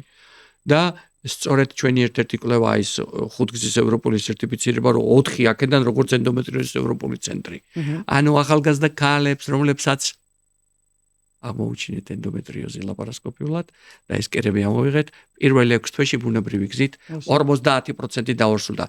ეს ჩვენი მონაცემები 3ჯერ ეს წიგნები სულ თანდამაქ ახლა უბრალოდ არ ვიცოდი 2017-18-19 პანდემიამდე ევროპის კონგრესებზე ყოველწლიურზე 400-დან 450-მდე ნაშრომი იგზავნება სხვა კლინიკებიდან და ქვეყნებიდან. ჩვენი ნაშრომი 3ჯერ ზედიზედ best selected poster საუკეთესო შერჩეულ ნაშრომთა შორის მე-9-მე-11 პოზიციებზე იყო 400 ნაშრომი. და ეს ნაშრომი ამბობს ენდომეტრიოზი ლაპარასკოპიულად მუცლის გაჭრის გარეშე ოპერაციით მისი დიაგნოსტირება კერების ამოკვეთა ამის შემდეგ ბუნებრივი გზით 47-50%-ში აორსულებს გალს და ერთ-ერთი ასეთი ჩემი 25 ნათლულის დედაც არის, რომელიც ახლა იანვარში მოუნათლე, უნაყოფობის პრობლემა ჰქონდა, გაუკეთეთ ლაპარასკოპია, დაუსვით დიაგნოზი და ლაპარასკოპიიდან 4 თვეში თუ 5 თვეში არ მახსოვს დაორსულდა, გააჩინა ფანტასტიკური შვილი, მე მთხოვა და ჩემი 25 ნათლული გახდა ის. 7 ნათლულზე ერთ საგზურს იძლევიან 64-ში. მე მაქვს 3 სამოსახლო, 3 საგზური და კიდე 9, ანუ 3ჯერ 7-21-ია და კიდე 4 ნათლული. კი ბატონო. და ის არის რამე დაავადებები, რომელსაც ესეთი ტიპის მედიცინის ჩარევა ვერ შველის და შეიძლება რომ ორსულობა არ დადგეს? ნახეთ, არის დაავადებები, რომელიც ვთქვათ, აზოოსპერმია, სპერმის არ ქონა, საკვერცხების ნაადრევი განლევა, კვერცხუჯედის უკვე აღარ გამომუშავდება, თუმცა გუშინ წინ, აი ჩვენ სოციალურ ქსელში დევს ესეთი პირდაპირ ყვება ეს პაციენტი, ესეთი ნაადრევი განლევა ქონდა ახალგაზრდა 26-27 წლის ასაკში და ჩაუტარეთ გარკვეული თერაპია და მეორე თვეში ბუნებრივი გზით დაორსულდა და გააჩინა უკვე ბავშვი ტარიღეთში. მაგრამ არის დაავადებები, რომლებიც რა თქმა უნდა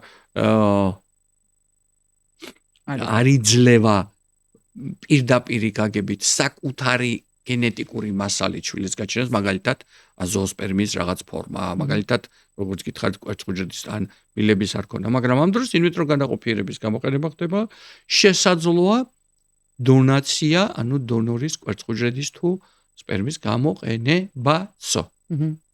ოღონდ, ნახეთ ერთი კარგი რამ. რა არის შვილი? მე ხშირად ვესაუბრები ასე პაციენტებს, როცა წლოვანი პაციენტები მოვლენ. თუ შვილი მხოლოდ 23 ქრომოსომაა, რომელიც ქალის კვერცხუჯედში ან მამაკაცის სპერმაში არის და მეტი არაფერი უხილავი, მაშინ დავანებოთ თავის საუბარს.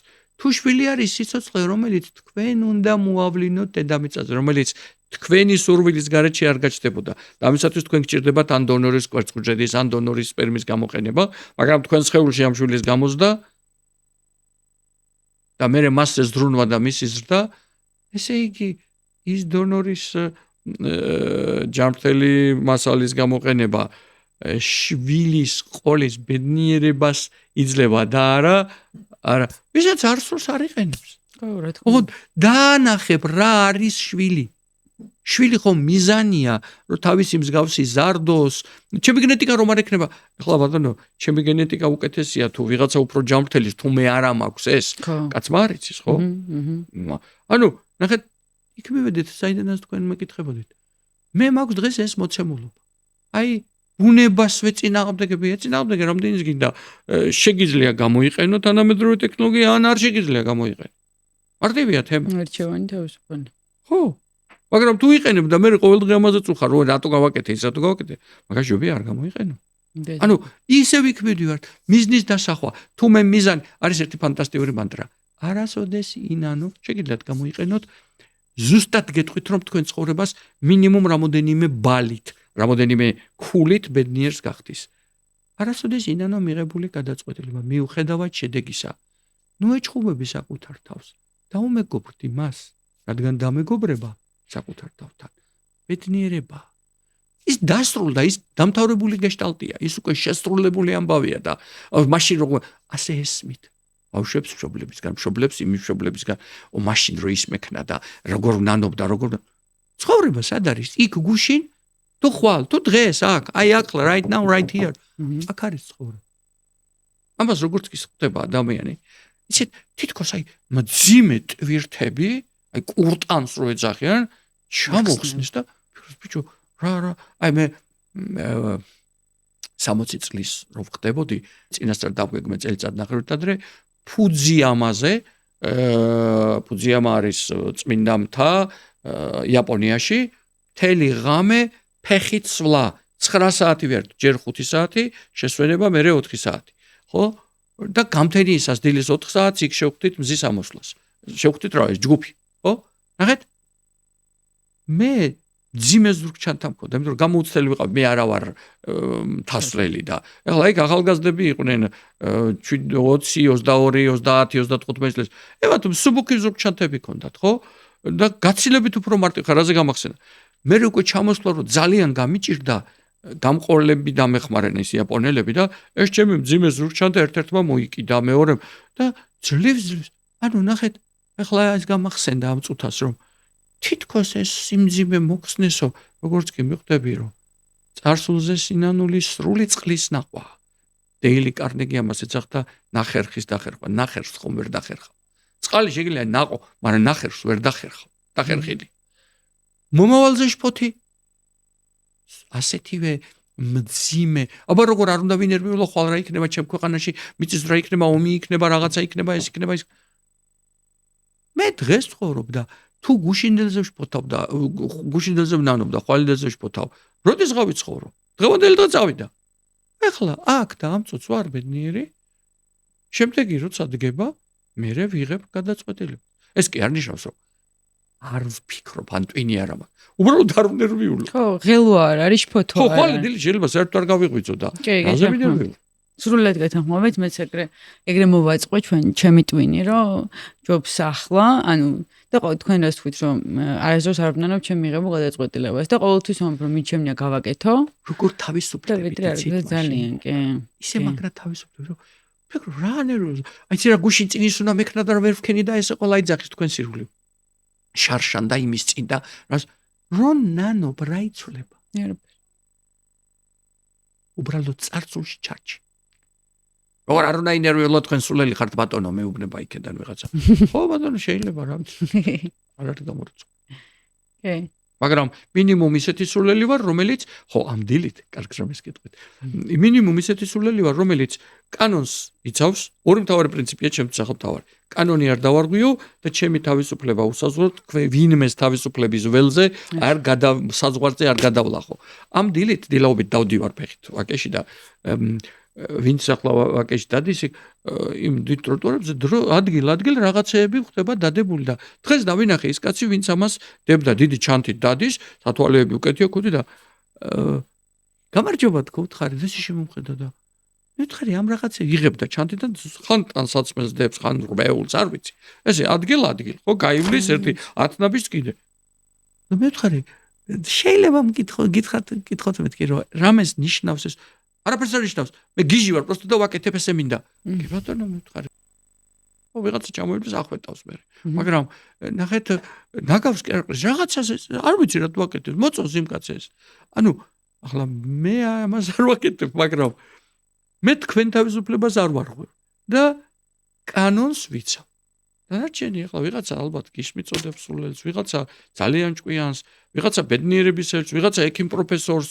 ვიღაცა მხატვარს ვიღაცა წიგნის მწერალს აი გუშინ თუ ამ დღეს სტატია მე ვისწავლე ცხოვრება თითქოს ყოველი დღე იყოს უკანასკნელი ჩემს კიბოს გადატანაზე გიორგი კეკელიძემ დაწერა წიგნი და მან ვიმუშავეთ ანუ მე როგორც ავტობიოგრაფიული ხასიათის და კიდე რა ვიცი 1000 რაღაცებს ვაკეთებ და ვიღაცისთვის ეს არ არის მთლადნათელი ვიღაცისთვის ყველას თავის უფლება აქვს თქვენ რაც გინდათ მითხარით თუ ის ჩემ თავისუფლებას არ ღვევს მე შევეცდები ის ავიცილო თუ ის ჩემ ჯანმრთელობას აზიანებს უნდა შევეცადო ავიცილო თუ ვერ ავიცილე მაშინ უნდა ის მაინც გავაკეთო რომ მე ის დაზიანებული ჯანმრთელობა მოვიყვანო რამენაირად ფორმაში დანარჩენად ვისაც რა უნდა ის უნდა აკეთოს კი ბატონო მორალზე ნიცშე თუ კანტი ამბობდა სუსტებმა მოიგონეს ძლიერების წინააღმდეგობა კაციშვილს არ უნახავს ღირსეული განათლებული კარგი პიროვნება ვიღაცის მორალზე ასე თითის გაშვერით საუბრობდეს ამას ის ადამიანები აკეთებენ ვინც შესაძლოა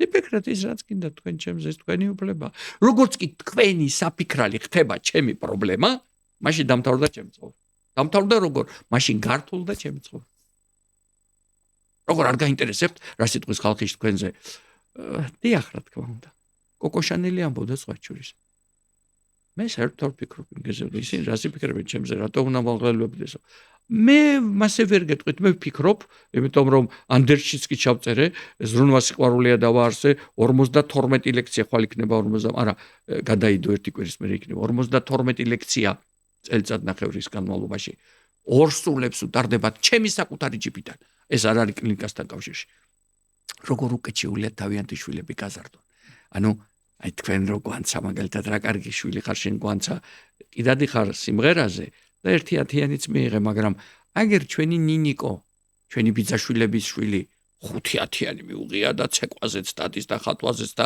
აი შენ ხატვაზე რო თითქოს აკეზებს უკეთესი კაცი სინამდვილეში ჯირკვნის სინამდვილეში პრესის თვითშეფასებას უნდაბლებს ხო აი ესეთი რაღაცეები მშობლებს რომ წინასწარ ასწავლეს ფსიქოლოგი როგორ უკეთ გაზარდოს თავიანთი ჩვილი ეს ჩემი მიზნად დავისახე სხვათა შორის არა მარტო სანამ ცოცხალი ვარ რომ მოვკვდები მე იმიტომ ანდერში ჩავწერე ჩემ შვილებს ვთხარი ჩემი გამომუშავებული ქონების რაღაც ნაწილი ამას თანახმოვართო თქვენს და რომ მერეც გაგრძელდეს ასეთი ლექციების კითხვა ორსულებისთვის უსასყიდლოდ ყველა ისწავლეს ყველა სწავლობდა თქვენ კლასში ყველა სწავლობდა მაგრამ რამდენმა ისწავლა ერთმაც რომ უკეთესი გახადოს ცხოვრება ხო მაგარი კი ასე რომ მე ვფიქრობ ამაზე და ეს მომწონს ეს მაბედნიერებს დიადას მქდის ასე დიადე გინდათ ხო ორი мотиваცია აქვს სექსი და სიდიადე და სექსი მანდ არ არის და არის სიდიადე ხო ანუ საკუთარი თავის მიზნის ასრულების სიამოვნება სკოჩი თუ არა გაქვთ მე მოვიდა რომ გავიკრაფის კი ბატონო მაშინ ცოტათი დავუბრუნდეთ ისევ თემას ესეთი კითხვა მაქვს რომ თქვენი პრაქტიკიდან გამომდინარე მე მესმის რომ არ გვაქვს კვლევები რომელთაც ამ სტატისტიკებს დავადგენთ მაგრამ რაღაცე უცხოურ სტატიებს რო გავეცანი და პოდკასტებს მოусმინე აი რომ უშვილობის პროცენტულობა მიმატა გამომდინარე ცხოვრების წესიდან, გამომდინარე დაბინძურებიდან, გამომდინარე აი ბევრი ფაქტორებიდან თუ არ ვიცი. ნახეთ განცა ასეთი კვლევები დიდად ბევრგან ვერ შეხვდებოდათ. იმატა მისმა გამოვლინებამ, მისმა სწორად დიაგნოსტირებამ და მისმა მკურნალობის შესაძლებლობებმა. ნამდვილად განვითარდა. რა თქმა უნდა. რა თქმა უნდა. აი ახლა მაგალითად ახალი აპარატი შევუკვეთე იმ დღეს ჩავწერე ლაივი. ხელოვნური ინტელექტით იქნება გადაპენტილი. ანუ ეს ექიმს კი არ შეცვლის. ექიმს ეხმარება. ეხოსკოპიას გიკეთებს, ექიმი ძუძუს ათვალიერებს, რაღაცას ნახულობს, ან ექიმი ხო ადამიანია და შეიძლება დღის ბოლოა 1000 რაღაცა გამორჩეს. ხელური ინტელექტი თუნდაც წითელს მეანდებს და იქ ეკრანის მეორე ნახევარზე ეძახის ამას მიაქცი ყურადღებას. ხო? ეს არის 60%-ზე მეტით დიდი დამხმარე და მას ემოცია არ აქვს. მას აქვს ცოდნით სავსე დავარქვათ ასე ინტელექტი ცოდნით არის სავსე და ფოკუსირებულია და იმას დაღლა არ აქვს. ადამიანს აქვს დაღლა. ადამიანს აქვს ემოცია. ტკივილი აქვს, რაღაცა პრობლემა აქვს, ექიმი სხვა ადამიანია. ის მუდმივად არის შენი თანაკონტროლი. და აღმოჩნდა რომ 10000 კვლევა გააკეთესო ძუძუს კიბოიანი პაციენტების რეტროგრადულად, ანუ უკვე რომელიც კიბო ქონდათ და მე მათი ისტორიები შეისწავლეს. რაღაც პროცენტში დასმული იყო ეს ეხოსკოპიურად და იგივე მონაცემი ხელოვნურ ინტელექტს რო შევსვათ, ერთი შენ დასვი ამის დიაგნოზს. 10%-ით მეტში იპოვა ვიდრე ექიმებმა იპოვეს იმ დროს. ანუ მეტი დაკვირვებულობა და ეგ ხო რამოდენიმე ადამიანის ინტელექტია ერთდროულად. და ტექნოლოგია ეს არის.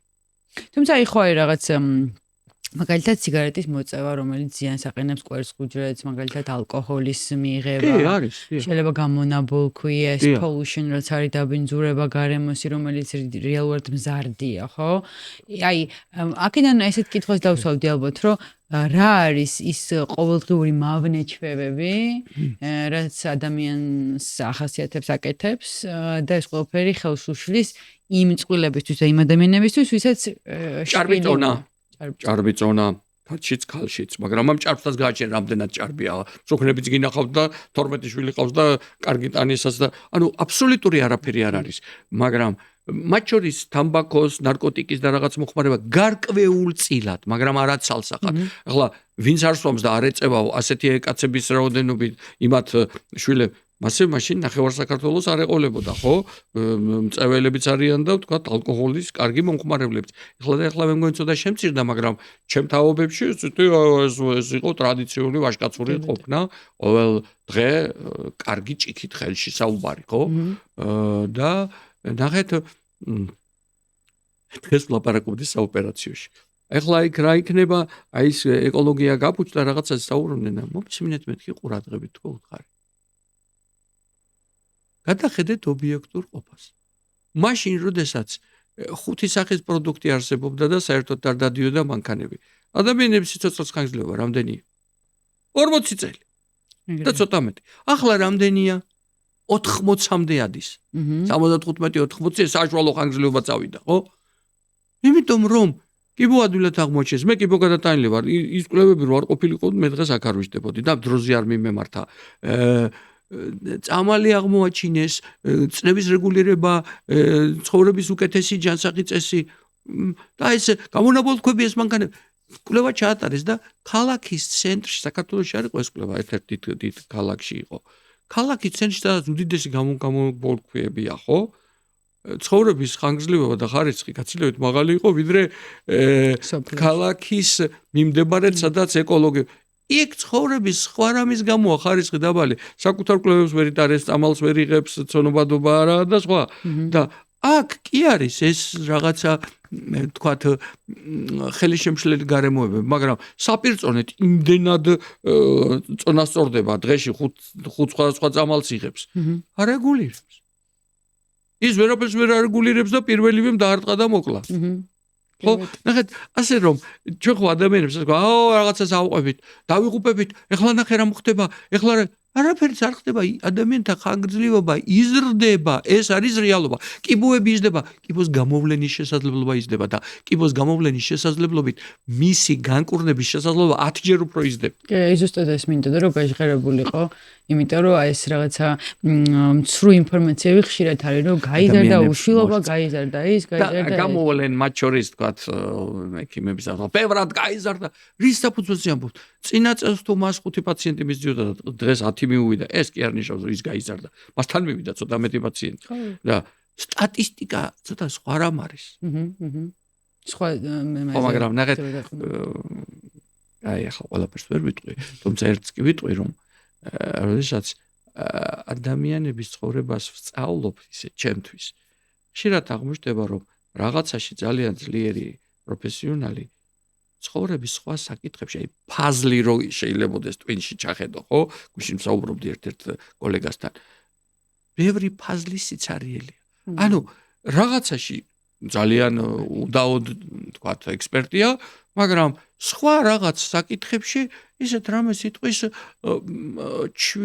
გულუბრყვილო ბავშვის უცოდინარობა მასთან ცოტა უფრო ლამაზად ჩანს. ხო? მაგრამ ის ამბობს ამას, ის არის წონის, ის არის წლოვანების და დანარჩენ ადამიანებს ეს მერე სჯერათ. კი ბატონო. ამიტომ დღეს ამისათვის მარტივი რამ არსებობს. კითხო ელემენტალურად ხელოვნურ განათლებულ ინტელექტს რაღაცას, ოღონდ მთელი ლექცია მოვისმინე ამაზე. ძალიან მნიშვნელოვანია სწორად დაუსვა კითხვა. თქვენ იყენებთ ხელოვნურ ინტელექტს? აუცილებლად. და მას სწორად მისცე კითხვა, რა გინდა? კარგად დაფიქრდე, სანამ დაწერ.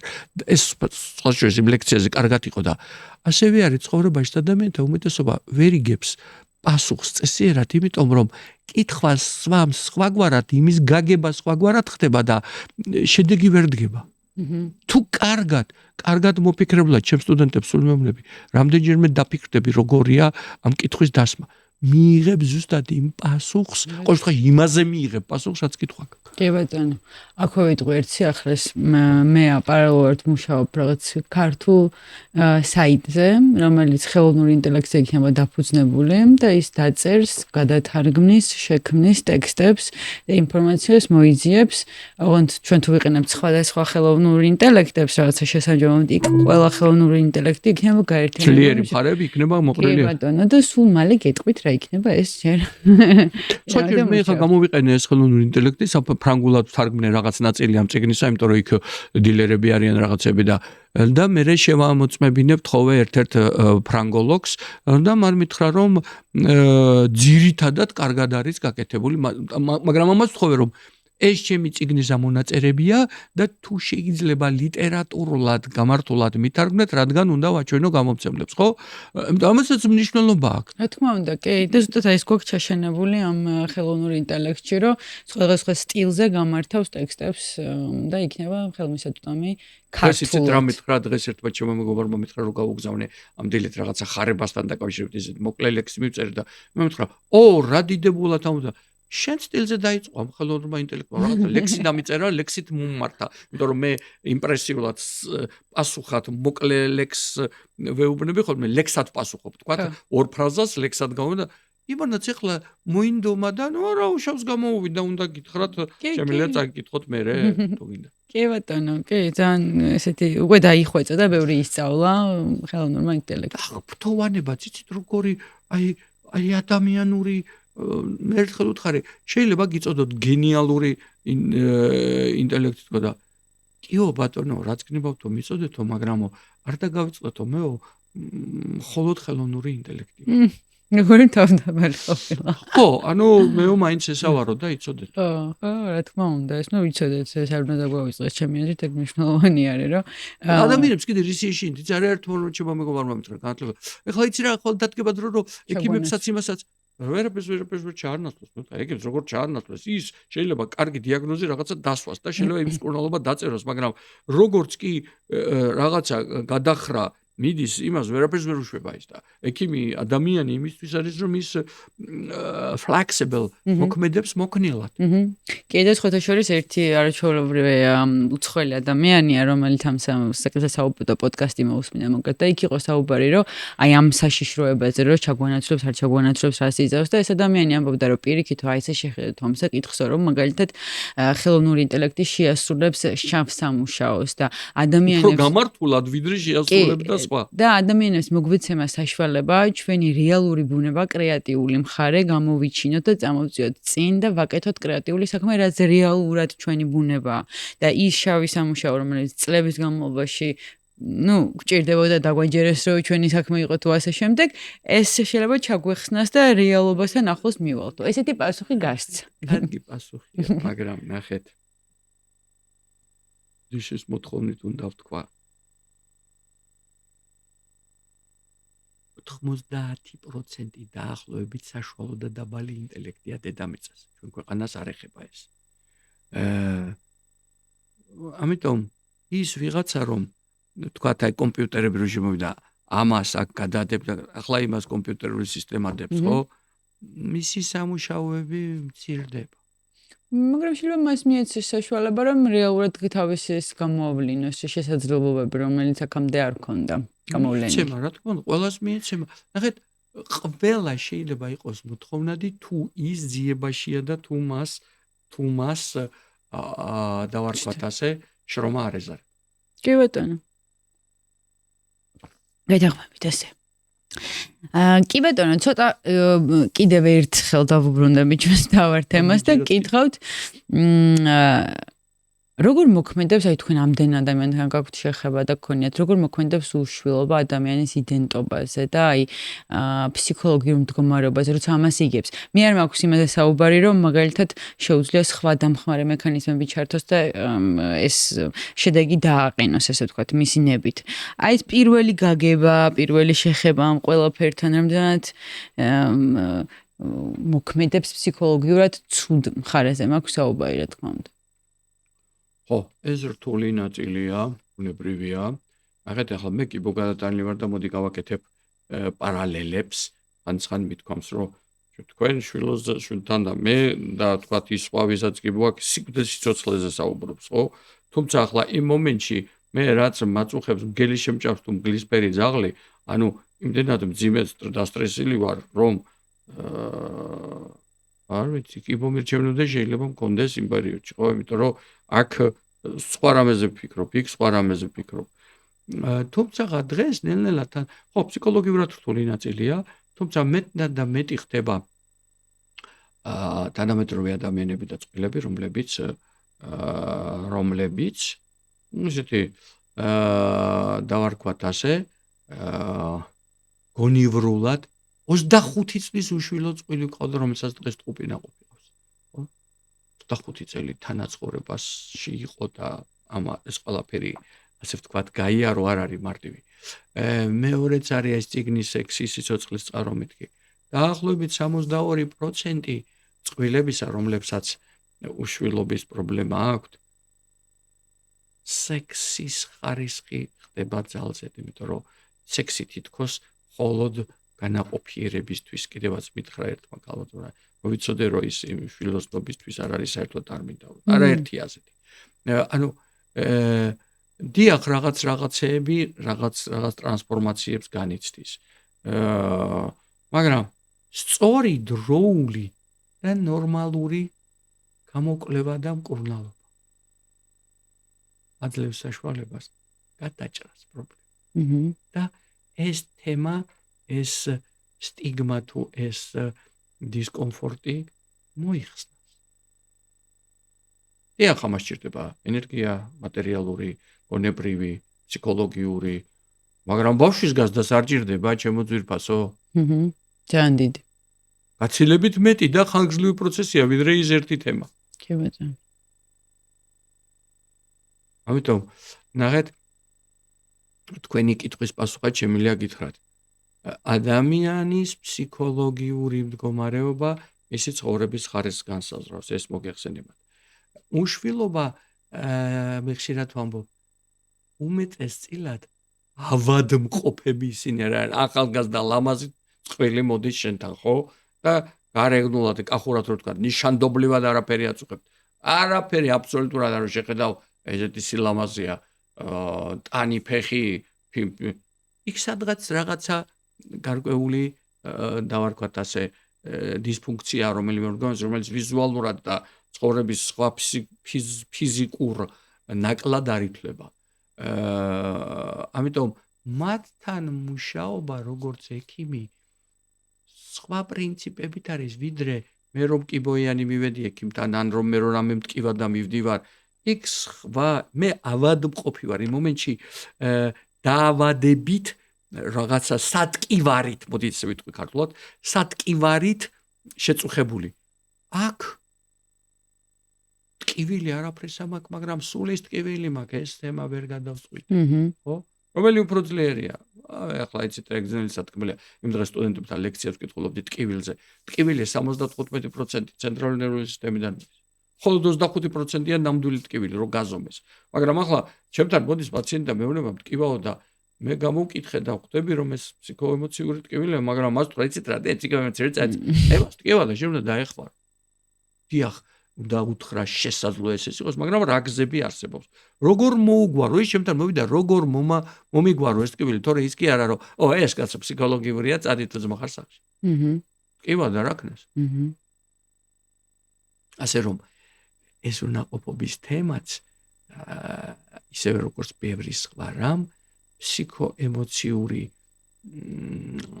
წონასწორობის დავარქვათ ასე ფონზე გაცილებით უფრო ისეთ დამაჯერებლად მართვადი და გასწორებადი. იმედიანი ის არის უკვე. ხო, ნახეთ, ადამიანს რო დაელაპარაკებ ხშირად ვთქვა, ჩემთვის პირადად პაციენტს, ხშირ ვქან ისეთი კარგი ფსიქოლოგიც ხართო. ბატონო მეთქარი, მადლობა მეთქი. ანუ კარგად უხსნი, კარგად აგებინებ, რა შანსები აქვს, იმასაც ეუბნები, რომ რეალურად ახალგაზრდა ადამიანი ხარ, კვერცხუჭედი გაქვს, სპერმა გაქვს, შეიძლება რაღაცის გამო დღეს ის ვერ მოხდა, მაგრამ თქვენი შანსი რომ თქვენი შვილი ვერ გააჩინოთ, 0-ის ტოლფასია. ანუ გინდა არ გინდა გააჩენ, ოღონდ ლაპარაკია დრო ინვიტროს გამოიყენებთ თუ ბუნებრივს, სწორ გზას თუ აერჩევთ და ცდელობებს არ დააკლებთ. თუ პირველივე მოსახვებზე ხელი ჩავიქნიე, მაშინ გამჭირდება. გასაგებია, სრულიად გასაგებია, მე მგონი ყველაფერი. ბოლოს გავიდეთ ბოლოსკენ და ესეთი რაღაც გვაქვს. გაღმა მარილზე? არა. ესეთი რაღაც გვაქვს ხოლმე. თქვენ წიგნზე მოგვიყევით ბოდიში ეს და გამომრჩა. ჩემ წიგნზე სიამოვნებით გეტყვით სულ რამოდენიმე ფრაზას და პირდაპირ წიგნის წინ წავიკითხავ ამას. ნახეთ. გარეკანზე აწერია. როცა საკუთარ საკუთარ თავს, ანუ წვრთნი და ცვლი მაშინ ჭეშმარიტად იბადები და საკუთარ ბედნიერებას ქმნი. რას ნიშნავს ეს? ყოველ დილით ვკითხულობ ამ მანტრას, ჩემ დაწერილს კედელზე მაქვს, ჩემ საძინებელ ოთახში. პირველი ეს არის, ამის მერე მოდის მეორე ფრაზა. სიცოცხლე გახდა ბედნიერება, როცა ვისწავლე მასზე ზრუნვა, მისი ფერება. მესამე, ჩემსავე ნახატზე ჩემივე ლექსია. დრო სიცოცხლე ასე ქვია. გახსოვდეს, დრო შეზღუდულია. ცირდება როგორც შაგრენის ტყავი. მაშ ნუ გაფლანგავ დროს უნიათოდ და ნუ იცხოვრებს სხვისი ცხოვრებით, ნუ გაებმები დოგმის მახეში. იგრძენის სული თავისუფალი, პატივი ეცი გულის თქმა შენსას და ნუ იცხოვრებს სხვისი აზრებით.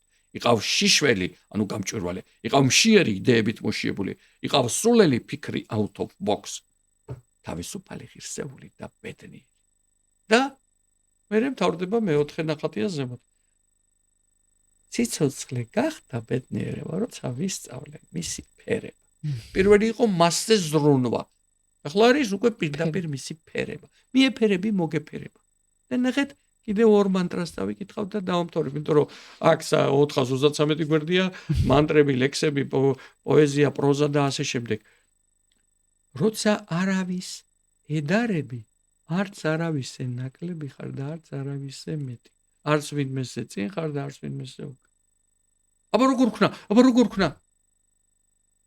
ეს არ ნიშნავს რომ კარგი ვინმე რო დაინახე და კარგ რამეს აკეთებს, არ მოგეწონოს და მაგალითი არა იყო, მაგრამ როგორც კი შედარებას დაიწყებ, ვიღაცას აუცილებლად ჩამორჩები, ვიღაცას აუცილებლად გაუსწრებ. და თავი კიტრი გეგონება, ვისაც გაუსწარი, თავი გაჭირებული გეგონება, ვისაც ჩამორჩი. ფოლოვერებს ძახია, ხო ვიზავს. მეორე მანტრა. როცა საკუთარ თავს ედარები და ეჯიბრები, პიროვნულად უკვე იზრდები. სადაც არ უნდა ვიყო დღეს, ანუ გუშინდელზე თქვათ ნაკლები გავხდი თუ მეტი, ჩემ თავს ვაფასებ, ვედარები გუშინდელს. ყველა შემთხვევაში ეს ჩემი აზრია, პიროვნულად იმიტომ ვიზრდები, რომ ვაფასებ ჩემი პიროვნების ქმედებებს, მარტო ჩემთვის რო არ და არავინ რო არ არის. უმარტივესია, ხო? არავის ედარები, არც არავისზე მეტი ხარ და არც არავისზე ნაკლები, ხარ ის ვინც ხარ, ეს არ ნიშნავს რომ ყოველდღიურად ცდილობ წვრთნას საკუთარი თავისას და განვითარებას როგორც და რა მიმართულებითაც შენ გინდა და საკუთარ თავს ედარები და ეჯიბრები. რათა პიროვნულად თვითკმარი, თავდაჯერებული, სასიამოვნოდ გაცნობიერებული გახდე საკუთარი თავისათვის. ძალიან დიდი მადლობა. და ბოლოს უნდა დავუტოვოთ ჩვენს მაყურებელს მსმენელს და მეც კითხვა ნებისმიერ თემაზე, ნებისმიერ საკითხზე, რაც გაგახარდებათ. ნახეთ შენ წერდი რაღაცებს და აი ხლა მომივიდა ეს აზრი ეს კითხვა დაგიტოვოთ. სანამ კითხვას დავტოვებდი, გეტყვით. იკიგაი არის ადამიანის ცხოვრების მთავარი მიზანი. ჩემი დარჩენილი სიცოცხლის მთავარი მიზანი არის უკეთესი გავყადო სამყარო, ვიდრე ჩემს გარეშე იქნებოდა. საკუთარ თავში რაც შეიძლება მეტად და ხშირად აღმოვიჩინო პოზიტივი და ბედნიერება და სხვებს საკუთარ თავში საკუთარი პოზიტივის და ბედნიერების მარტივად აღმოჩენისათვის იმპულსები, ანუ ცხოვრება ჩემი გაუზიარო, რადგან ბედნიერება გაზიარებით იბადება. ახლა შეკითხვა, რომელსაც დაგიტოვებდით. რა არის თქვენი იკიგაი, თქვენი ცხოვრების მთავარი მიზანი? დაფიქრდით ამაზე. თან დიდი მადლობა. თან სასიამოვნო იყო თქვენთან საუბარი. მე მგონი მნია რომ ისეთი ეპიზოდი გამოვიდა, რომ რა თემაც იყო დაანონსებული, იმაზე ბევრად უფრო ღრმა და საინტერესო საუბარი გამოვიდა თქვენი წყალობით. ხომ მითხარით, ღრმა მინდაო. კი. სიღრმე. სიყვარულის დეფინიციად დავწერე სულ რამოდენიმე 3-4 დღის უკან. ისევე როგორც ცურვაზე დაპირზე თქო, ერთი კარგი გამოთქმა ეს ჩემი არ არის, რომ ადამიანთა უმეტესობას მხოლოდ მცირე ნაწილს განუცდია რა არის სიყვარული, დანარჩენი უბრალოდ ცხოვრობნენო. ამის ფონზე შედარება მოვიყვანე. ადამიანთა გარკვეულმა ნაწილმა ცურვა საერთოდ არ იცის. ცურვა იცის, აი ის რო ცურავს, ისაა ცურვა. მეორე ნაწილმა ასე არის სიყვარული არ იცის, ეს ჩემი მოსაზრებაა. ეს არ ნიშნავს, რომ ჭეშმარიტებაა. მეორენი არიან, რომ ცურვა აი სანამ ფეხით დაწვდება ნაპირამდე, ცოტა იციან და იქეთ არ გადიან. ანუ ცოტათი იცის რაღაცა სიყვარულის თავისთვის აღქმა. მესამენი კარგად ცურავენ და გადიან ნებისმიერ დაცილებაზე და სხვა. და მათ სიყვარულიც შესაბამისად მეტად იციან. მაგრამ არიან შემდეგნი და ამას მე სიყვარულის გურუს ვეძახი. როდესაც ყვინთვა შეუძლიათ არა მხოლოდ მცირე 1 მეტრზე, არამედ უკვე სპეციალური აპარატურისთვის სხვა რაღაცის დახმარებით მე მიყვინთია 10 მეტრზე ჩავსულ ვარ. ხო? ანუ იქ სულ სხვა სამყარო. ანუ ყვინთვას სიყვარულში, ოკეანეში ესე დავარქვი ამას სიყვარულში ჩაყვინთვა. იქ როდესაც სიყვარულის გურუს ეკითხებიან, ან წიგშიც არის. ყველას და ყველაფრის სიყვარული შესაძლებელია, სიყვარული. პასუხი არის დიახ, შესაძლებელია. ყველას და ყველაფრის, ბუნების ადამიანის ქმედების წიგნის აზრის და კონკრეტული ერთი ადამიანი უკვე აღარ არის აუცილებელი ამისთვის. გადიხარ სხვა ორბიტაზე. და ეს სიყვარული საკუთარი თავის სიყვარულიდან ამოსული სიყვარულის galaktika. კი ბატონო. მე ამიტომ ჩავყვინთეთ და გავფრინდით, ჩავყვინთეთ და ავფრინდით. კი, წინა ერთ-ერთ ეპიზოდში მოვყევი კიდეს თუ რაღაც ვიდეოში მომფარ მახსოვს, მაგრამ იქ ინდოეთში ვიყავი, ეხლა 2 თვის წინ თუ 1 თვის წინ. ძალიან საინტერესო საუბარი მქონდა ერთ-ერთ სათვუსთან, იქაურთან და სიყვარულზე საუბრობდით რა და იმან მითხრა რომ ხო იცი რა სიყვარული შენ ხარო. Yes. ხო. და ნუ მაგაზე ადრეც რაღაც ბევრი წიგნი მაქვს დაკითხული, ძალიან მაინტერესებდა და აღქმა ჩემიც რეალურად ეგეთია, რომ ხო, მე ვარ სიყვარული და თუ მე ვარ სიყვარული, ესე იგი ყველა მიყვარს. ხო, კვანცა, დიახ, მაგრამ იცით რა არის? მე არ ვიცი თქვენ რა სიღრმეზე და რა ჰორიზონტზე თუ ტბაში, ზღვაში, ოკეანეში ჩაგიყვინთავთ სიყვარულისა. მაგრამ აი იქ რომ შეხვალდა სიყვარულის ქიმიით, რომ აენთები აი ამის შემდეგ ეს არის გაგება, რასაც თქვენ ამბობთ. იქ არის გათავისება. ყველა უჯრედი სისხლის წითელი ბურთულაკები თუ თეთრი ლიმფის ნაწილაკები სხეულში რომ დადის და შენ გაჯერებული გაქვს შენი სხეული ამ სიყვარულით. შენთვის გამიშვით ეხლა თორე ხარ თქვენ თორე მე არც არ მიჩქარებ. კი ბატონო, ბოლოს ბედნიერებას ვაფრქვევ.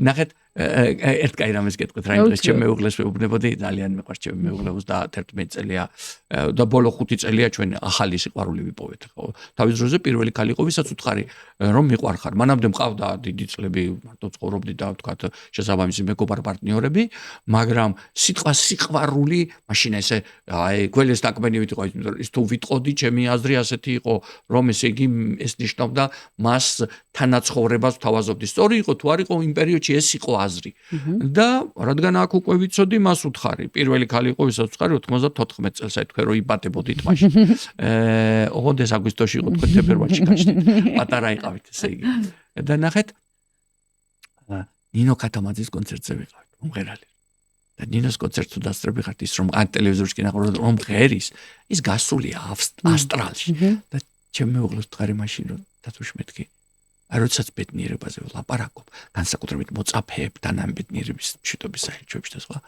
აი ესე გასული ვარ მეთქი საერთოდ აი და სიყვარულზე და ბედნიერებაზე რომ გასული ვარ ასტრალში დრო ჩემს პრაქტიკულად აღარ არის თქვენ ახლა დილამდე რომ მასაუბროთ მე ვისაუბრებ მაგრამ გაგყრიან აგერ ბოლოს ვიტყვი ერთს რომ თუ გაქვთ სურვილი მხარდაჭერა გამოუცხადოთ პოდკასტ შეგიძლიათ ეს გაკეთოთ დონაციით ეს იცით უკვე და დეტალები არის ვიდეოს აღწერაში იქნება და ასევე ძალიან გამოუცხადო მხარდაჭერა შეიძლება თქმა უნდა და ასევე უბრალოდ არხის გამოწერით ვიდეოს დალაიქებით და კომენტარით ძალიან წამადგება ესე ვთქვათ და ბევრს ნიშნავს ჩემთვის. დიდი მადლობა კიდევ ერთხელ.